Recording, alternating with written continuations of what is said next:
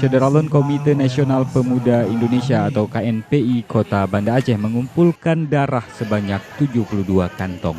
Pengumpulan darah itu dilakukan dalam kegiatan donor darah yang berlangsung Minggu di lapangan Blang Padang, Banda Aceh. Selain donor darah, kegiatan itu juga dirangkai dengan pemeriksaan gigi untuk anak-anak, pemeriksaan kesehatan umum, dan pustaka keliling. Kegiatan yang bertema Bakti Pemuda untuk Kesehatan Bangsa itu dilaksanakan dalam rangka peringatan Hari Sumpah Pemuda ke-88. Menyambut Hari Sumpah Pemuda, jadi kita anak-anak muda KNPI, saya ngajak semua seluruh komponen pemuda untuk bergabung di sini dalam acara pemeriksaan gigi gratis, kesehatan gratis, dan donor darah.